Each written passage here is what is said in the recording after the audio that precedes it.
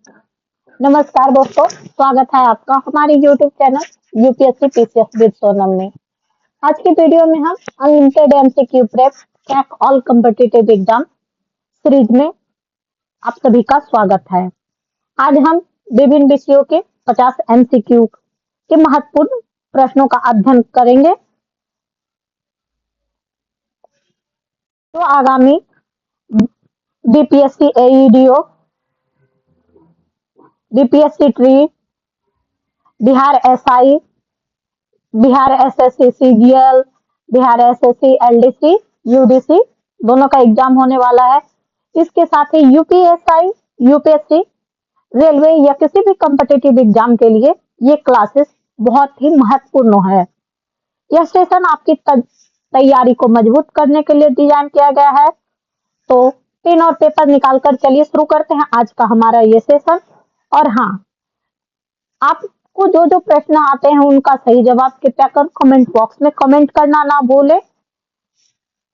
इससे पहले एक इम्पोर्टेंट अपडेट है कि नवंबर मंथ के करंट अफेयर्स का पार्ट 1 हमारे ऑफिशियल यूट्यूब चैनल पर अपलोड कर दिया गया है, आप उसे जाकर के देख सकते हैं। साथ ही हमारा एनसीईआरटी सीरीज अभी रनिंग में चल रहा है, आप इसे भी देख सकते हैं और अपनी तैयारी को मजबूती प्रदान कर सकते हैं। तो चलिए बिना समय गवाए शुरू करते हैं आज का हमारा ये सेशन। और आज का पहला प्रश्न है, भारत की विधानसभा जो पूरी तरह से सौर ऊर्जा से संचालित होगी, महाराष्ट्र विधानसभा, तमिलनाडु, कर्नाटक, दिल्ली। तो इसका सही जवाब है option A, option D, Delhi विधानसभा भारत की पहली विधानसभा है जो पूरी तरह से सौर ऊर्जा से संचालित होगी। दिल्ली विधानसभा में एक राष्ट्र कागज रहित प्रणाली को सक्षम बनाने के लिए एक राष्ट्र एक एप्लीकेशन योजना के अंतर्गत राष्ट्रीय ई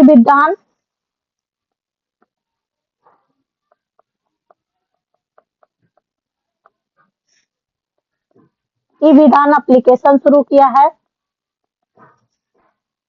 हाल ही में उद्घाटन किया गया कौन सा बंदरगाह भारत का पहला डीप वाटर गहरे पानी का कंटेनर ट्रांसशिपमेंट बंदरगाह है, जिसे बड़े मदर वेसल जहाजों को संभालने और भारत की समुद्री व्यापार क्षमता को मजबूत करने के लिए विकसित किया गया है। बाधवन बंदरगाह, बिंझम बंदरगाह, गैलाथिया बे बंदरगाह और पारादीप बंदरगाह। तो इसका सही जवाब है ऑप्शन बी, बिंझम बंदरगाह। प्रधानमंत्री मोदी ने 2 मई 2025 को बिंझम अंतर्राष्ट्रीय गहरे पानी वाला बहुउद्देशीय बंदरगाह का उद्घाटन किया और यह तिरुवनंतपुरम में है।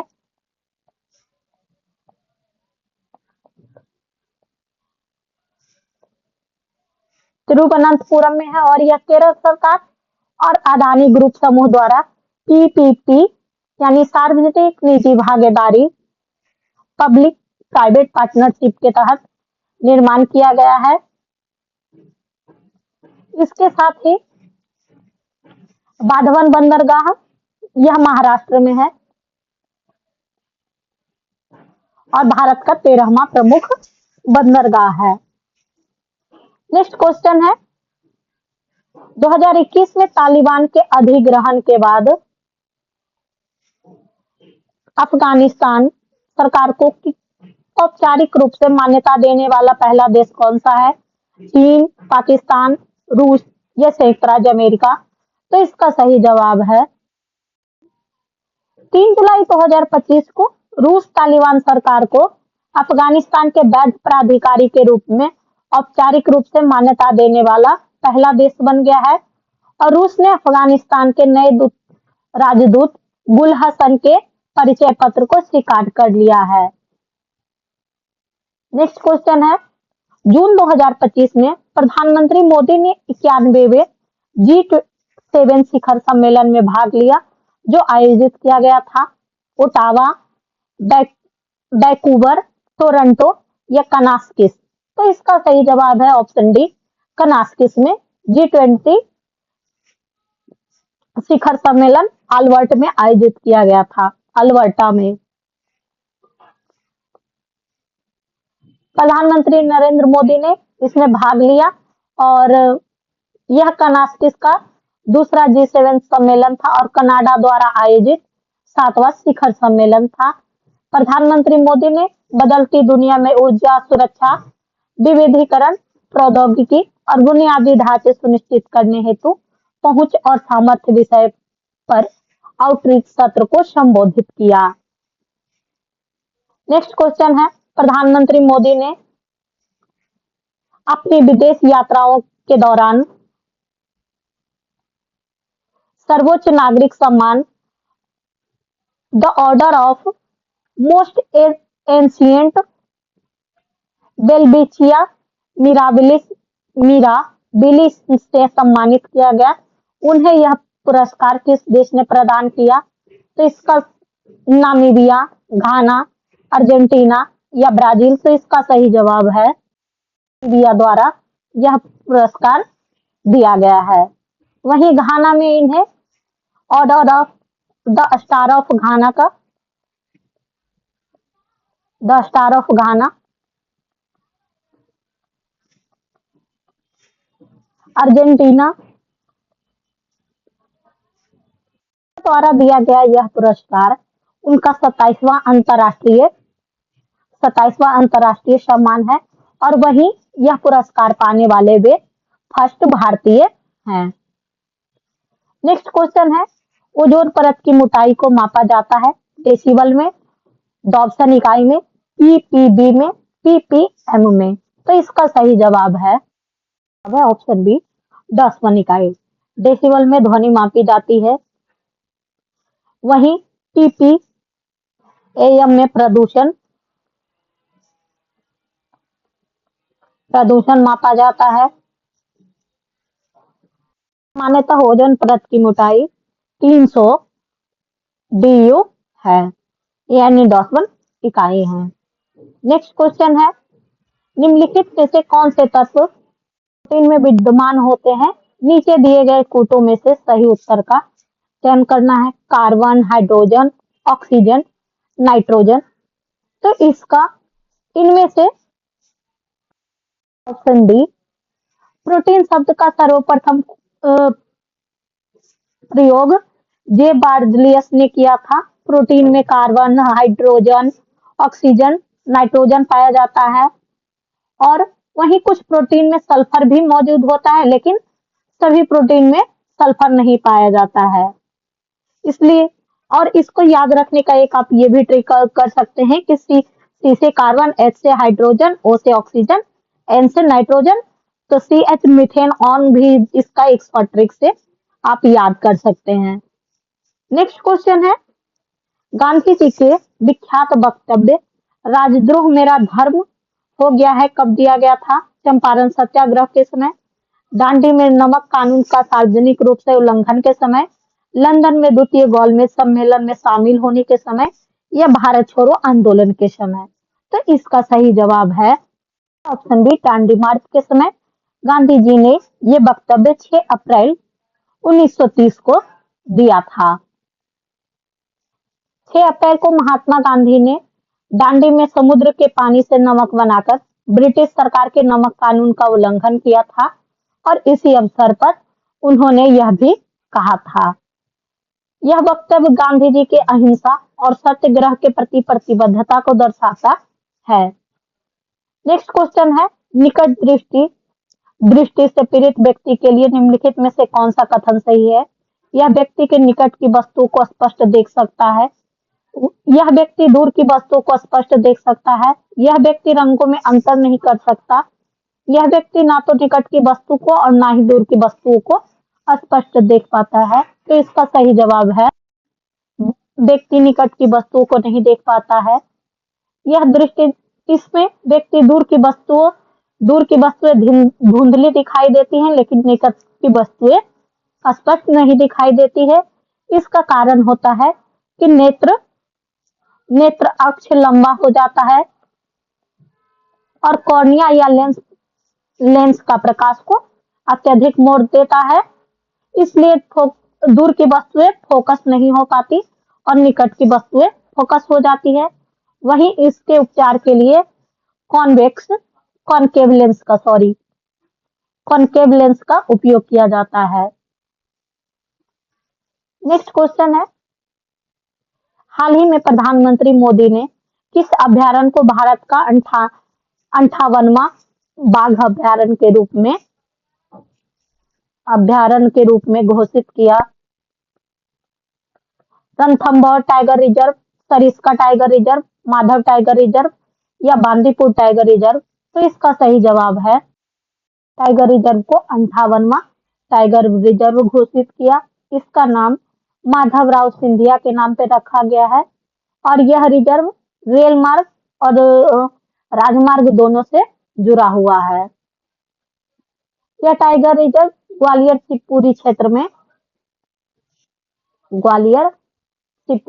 में है।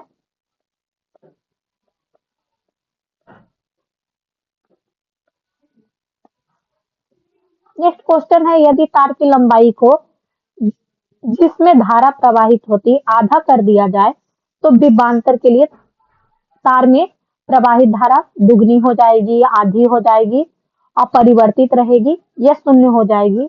तो इसका सही जवाब है दुगनी हो जाएगी। यदि एक तार की लंबाई को जिसमें धारा प्रवाहित हो रही है आधा कर दिया जाए तो विभवांतर के लिए तार को में प्रवाहित धारा को दुगना करना होगा। नेक्स्ट है, कौटिल्य के अनुसार कंटक शोधन था दीवानी न्यायालय, फौजदारी न्यायालय, राजस्व न्यायालय या उपरोक्त में से कोई नहीं? तो इसका सही जवाब है ऑप्शन बी फौजदारी न्यायालय। और वहीं कंटक शोधन न्यायालय का प्रमुख न्यायाधीश को प्रदेष्टा कहा जाता था। वहीं दीवानी न्यायालय को धर्मस्थीय न्यायालय कहा जाता था और राजस्व न्यायालय के रूप में कंटक शोधन का उल्लेख नहीं मिलता है। निम्नलिखित में से किसमें आंख के माध्यम से कायिक प्रवर्धन होता है? आलू, अदरक, प्याज, गन्ना? तो इसका सही जवाब है ऑप्शन ए आलू।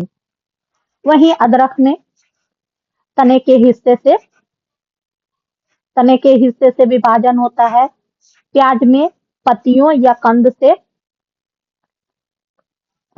कंद से और गन्ने में कटी हुई तने से।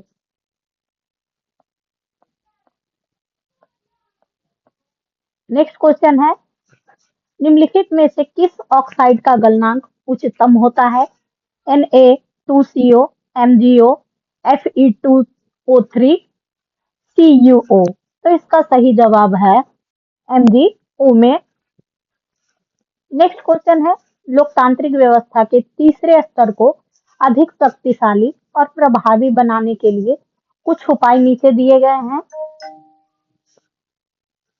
तो इसमें से पूछा गया है कि कौन कौन से उपाय सही हैं। स्थानीय स्वशासी निकायों के चुनाव नियमित रूप से कराना संवैधानिक बाध्यता है। अनुसूचित जाति, अनुसूचित जनजाति और पिछड़ी जातियों के लिए सीटों का आरक्षण है, तो जैसा कि हम सभी जानते हैं। साथ ही 1/3 महिला सीटों के लिए भी आरक्षण है।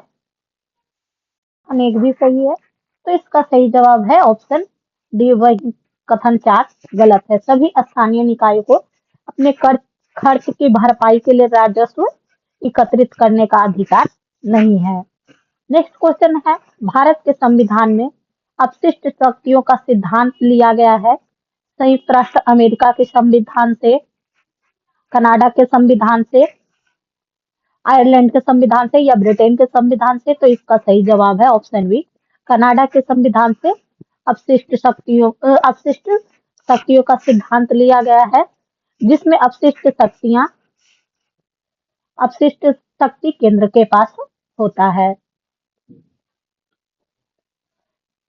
वही संघ सूची के विषय में संघ बना सकता है, राज्य सूची के विषय में राज्य बना सकता है। नेक्स्ट क्वेश्चन है, अश्वेत शक्ति आंदोलन के संदर्भ में निम्नलिखित कथनों पर विचार करें। यह आंदोलन 1936 में उभरा और 1955 तक चला। नस्लवाद को लेकर इस आंदोलन का रवैया ज्यादा उग्र था। और कथन 3, इसका मानना था कि अमेरिका में नस्लवाद मिटाने के लिए हिंसा का सहारा लेने में हर्ज नहीं है। तो इसमें से कहा गया है नीचे दिए गए कथनों में कितने कथन सही हैं। तो इसका सही जवाब है केवल ऑप्शन 2 और 3 सही है। तो इसका सही जवाब है ऑप्शन बी। गलत है क्योंकि यह आंदोलन 1936 में नहीं उभरा बल्कि 1960 में उभरा और 1970 तक चला। नेक्स्ट क्वेश्चन है, भारतीय संविधान में इनमें से कौन सा अधिकार है? पर्याप्त जीविका का अधिकार, निजता का अधिकार, अपनी संस्कृति की रक्षा का अधिकार, काम का अधिकार। तो इसका सही जवाब है ऑप्शन सी, अपनी संस्कृति की रक्षा का अधिकार। और इसका प्रावधान आर्टिकल 29 व 30 के अंतर्गत किया गया है। नेक्स्ट क्वेश्चन है, इनमें से किसे लोकतंत्र के विस्तार में मदद मिलती है? लोगों को संघर्ष, विदेशी शासन द्वारा आक्रमण। इनमें से किसे लोकतंत्र के विस्तार में मदद नहीं मिलती? उपनिवेशवाद का अंत या लोगों की स्वतंत्रता की चाह। तो इसका सही जवाब है विदेशी आक्रमण द्वारा मदद नहीं मिलता है लोकतंत्र विस्तार में। नेक्स्ट क्वेश्चन है, 6 से 14 वर्ष तक की आयु के सभी बच्चों को निःशुल्क और अनिवार्य शिक्षा का अधिकार किसके अंतर्गत दिया गया है? स्वतंत्रता का अधिकार, समानता का अधिकार, संस्कृति एवं शिक्षा का अधिकार या संवैधानिक उपचारों का अधिकार। तो जैसा कि हम सभी जानते हैं कि इसका सही जवाब है स्वतंत्रता का अधिकार के अंतर्गत शिक्षा का अधिकार को अनिवार्य किया गया है आर्टिकल 21 के अंतर्गत 86वें संविधान संशोधन 2002 द्वारा। नेक्स्ट क्वेश्चन है, निम्नलिखित भारत के लिए निम्नलिखित में से कौन सा असत्य है? तो इसमें से पूछा गया है कि भारत के लिए कौन सा कथन असत्य है? भारत विश्व का 7वां बड़ा देश है। भारत जनसंख्या की दृष्टि से विश्व का दूसरा राष्ट्र है। इसकी भूमि सीमा का विस्तार 15,200 किलोमीटर है। सर्वप्रथम सूर्योदय इसके मिजोरम राज्य में होता है। कथन कौन सा है? तो ऑप्शन ए सही है, भारत विश्व का 7वां बड़ा देश है और भारत जनसंख्या की दृष्टि से विश्व का दूसरा राष्ट्र है। तो ये UPRO 2016 का क्वेश्चन है। तो इसमें उस डाटा के अकॉर्डिंग विश्व का दूसरा राष्ट्र है, लेकिन अब भारत जनसंख्या में आगे बढ़ चुका है। इसकी भूमि का विस्तार लगभग 15,200 किलोमीटर है। तो ये भी कथन सही है। सर्वप्रथम सूर्योदय इसके मिजोरम राज्य में नहीं बल्कि अरुणाचल प्रदेश में है और अरुणाचल प्रदेश का नाम भी इसीलिए अरुणाचल पड़ा है क्योंकि सूर्योदय सबसे पहले होता है। नेक्स्ट क्वेश्चन है, भारत के संदर्भ में निम्नलिखित कथनों में से कौन सा यह कथन सही है? यह विश्व का छठा सबसे बड़ा राज्य है। तो अभी हमने ऊपर के स्लाइड में पढ़ा था कि यह विश्व का 7वां सबसे बड़ा राज्य है। तो छठा, इस अनुसार ऑप्शन बी एलिमिनेट होता है कि नहीं? ऑप्शन बी सही नहीं होगा। संसार का लगभग 2.4% क्षेत्र भारत के अंतर्गत आता है।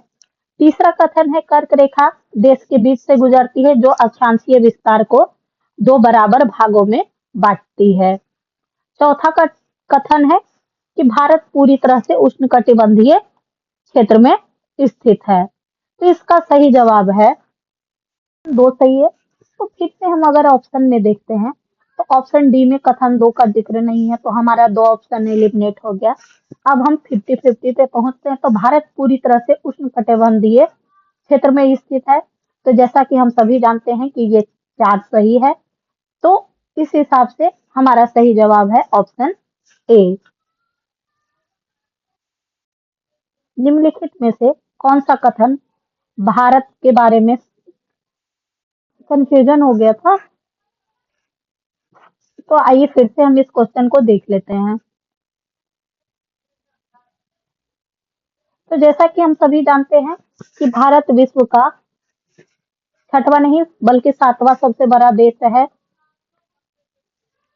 सातवां बड़ा देश है, तो इसलिए ऑप्शन ए तो इनकरेक्ट होगा ही। और संपूर्ण भारत का अक्षांशीय विस्तार 6 डिग्री 4:45 से 36 डिग्री 6 मिनट उत्तरी अक्षांश के मध्य है। और वहीं उष्णकटिबंधीय क्षेत्र का विस्तार 23 डिग्री 30 मिनट उत्तर एवं दक्षिण मध्य अक्षांश के बीच है। तो इस हिसाब से कि पूरी तरह से उष्णकटिबंधीय क्षेत्र में है, तो ऑप्शन 4 भी गलत हो जाएगा। तो इसलिए इसका ऑप्शन ए और डी एलिमिनेट होता है। इसका सही जवाब है ऑप्शन सी। वहीं हम सभी जानते हैं कि संसार का 2.4% क्षेत्र भारत के अंतर्गत आता है और कर्क रेखा देश के बीचों बीच से गुजरती है, जो कि 2 बराबर भागों में बांटती भी है। और कर्क रेखा पर स्थित नेक्स्ट क्वेश्चन है,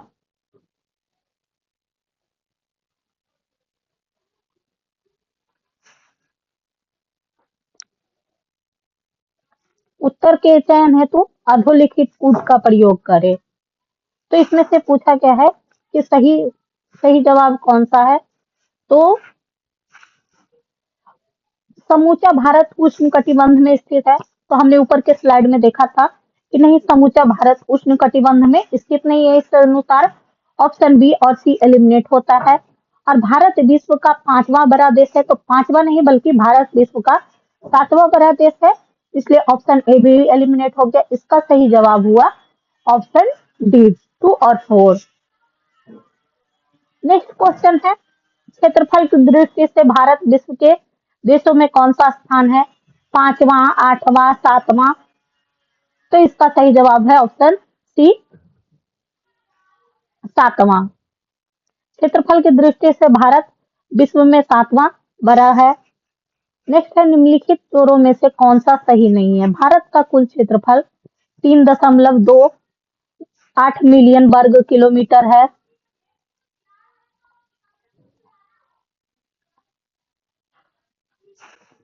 भारत का अक्षांशीय विस्तार 8 डिग्री 4 मिनट उत्तर से 37 डिग्री 6 मिनट उत्तर तक है। भारत का रेखांशीय विस्तार 68 डिग्री 7 मिनट पूर्व से 97 डिग्री 25 मिनट पूर्व तक है।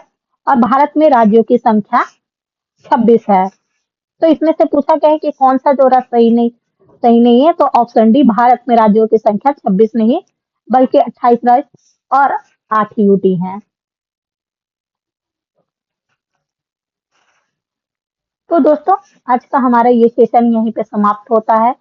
मुझे उम्मीद है आपने बहुत कुछ सीखा होगा और आगे भी आपकी प्रिपरेशन में हम कोशिश करेंगे कि आपकी बेहतर मदद कर सके। तब तक के लिए पढ़ते रहें, आगे बढ़ते रहें। थैंक यू फॉर वॉचिंग और keep connected with UPSC PCS with Sonam. अगर आप हमारा ऑफिशियल टेलीग्राम चैनल ज्वाइन करना चाहते हैं, तो हमारी यूट्यूब पे हमारे टेलीग्राम चैनल का लिंक दिया हुआ है, तो कृपया कर वहां से हमारा टेलीग्राम चैनल ज्वाइन कर ले।